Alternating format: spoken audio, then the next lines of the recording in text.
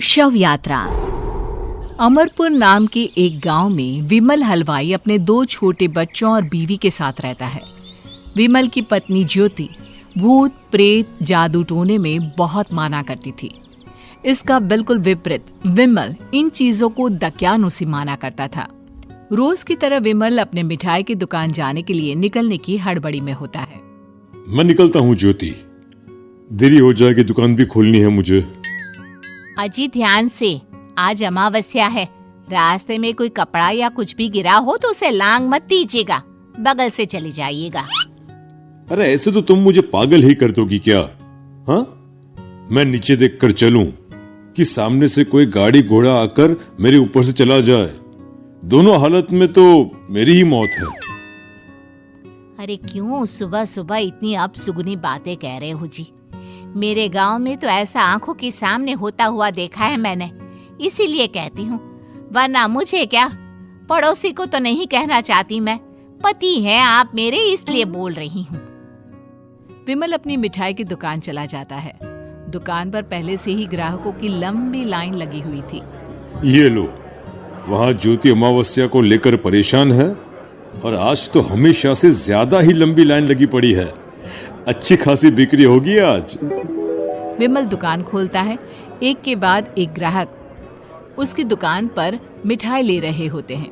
तभी गांव की एक बूढ़ी औरत विमल से कहती है, जिस तेजी से बिक्री हो रही है, कहीं किसी की नजर ना लग जाए, नींबू मिर्ची टांग ले।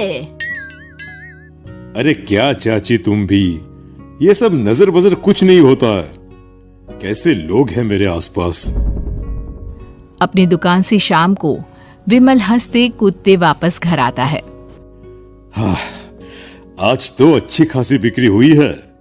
एक महीने में जितनी बिक्री होती है, एक ही दिन में आज उतने पैसे कमा लिए मैंने। ये तो बहुत अच्छा हुआ जी, आज ही घर की नजर उतारी है मैंने। बिक्री तो अच्छी होनी ही थी। अच्छा, तुम खाना लगा दो, सारा माल बिक चुका है। मुझे शहर जाना होगा, कुछ चीजों की जरूरत पड़ेगी। रात भर मिठाई बनाऊंगा, तब जाकर कल सुबह दुकान खोल पाऊंगा। खाना खाकर विमल शहर जाने के लिए निकल पड़ता है। सुनिए जी, ध्यान से जाइएगा। चौरस्ते पर किसी जादू टोने की चीज पर पैर मत रख दीजिएगा। हे भगवान, हद हो गई ज्योति, ये तो मैं जा रहा हूं। विमल गुस्से से शहर जाने निकल पड़ता है। रात का काला घना अंधेरा, चांद की एक भी किरण ना होने के कारण अंधेरे में कुछ भी देख पाना मुश्किल था। जंगल के बीच के एक अधकच्चे रास्ते से विमल जा रहा होता है। चारों तरफ गुफ अंधेरा और सन्नाटा सुनाई दे रहा था, और सुनाई दे रही थी विमल के पैर के नीचे आ रहे सूखे पत्तों की आवाजें। तभी अचानक दूर से उसे कुछ आवाजें सुनाई देती है।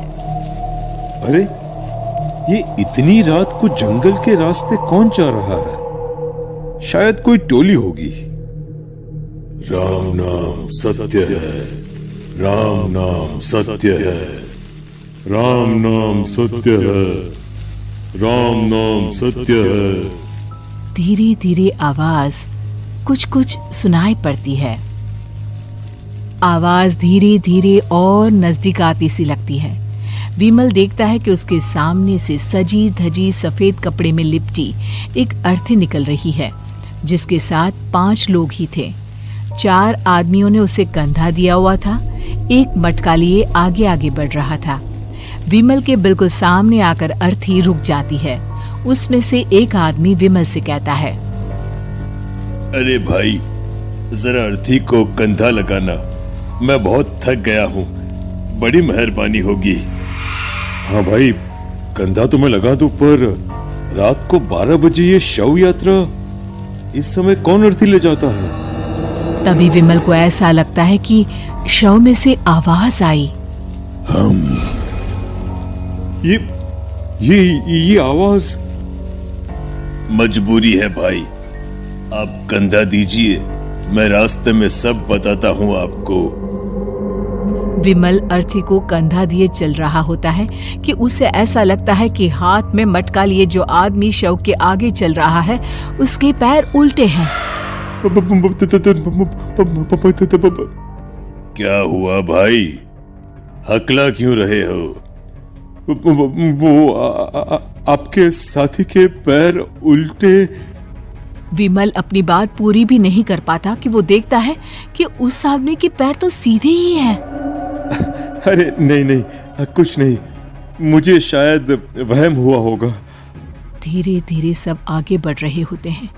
तब विमल को अचानक लगता है मटके में से एक हाथ बाहर आ रहा है। विमल घबरा जाता है। इसके पहले वो कुछ बोल पाता, कल्लू कहता है, मेरा नाम कल्लू है।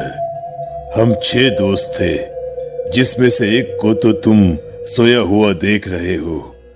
इतनी पक्की दोस्ती थी कि जैसे हम सब सगे भाई हैं। पर किस्मत का कोई क्या कर सकता है। आज से 4 साल पहले एक नदी में हम सब नहाने गए थे, जिसमें डूबकर राजेश की मौत हो गई। किसी मजबूरी के कारण हमें उसकी अर्थी को रात को ही शमशान घाट ले जाना पड़ा। हम 5 उसे ले जा रहे थे। 4 साल पहले आप 5 में मैं कुछ समझा नहीं। मंकू अपनी गर्दन पीछे घुमाकर अपनी आंखें बड़ी बड़ी कर विमल से कहता है, अरे भाई, पूरी कहानी खत्म होने दो, फिर बीच में बोल लेना, ठीक है? तभी रास्ते में एक हादसे में अपने दोस्त के साथ हम सभी मर गए। वो सामने देखो, हमारा दोस्त। विमल सामने देखता है। उसे दिखता है कि एक ऐसा आदमी जिसका शरीर कई जन्मों से पानी के अंदर रहने के कारण सफेद पड़ गया है। उसकी आंखें बाहर की ओर निकली हुई थी। फिर ये अर्थी किसकी है? अर्थी के साथ के लोग अर्थी को नीचे रखते हुए एक साथ विमल की ओर देखते हुए कहते हैं, तुम खुद ही देख लो। विमल शव पर से सफेद कपड़ा हटाता है। शव की जगह खुद को ही देखकर विमल के होश उड़ जाते हैं। वो शव विमल की ही थी। पलक झपकते ही विमल उस अर्थी की जगह पर होता है। 6 के 6 दोस्त उसी तरह अर्थी को उठाकर चलने लग जाते हैं। राम नाम सत्य है। राम नाम सत्य है। राम नाम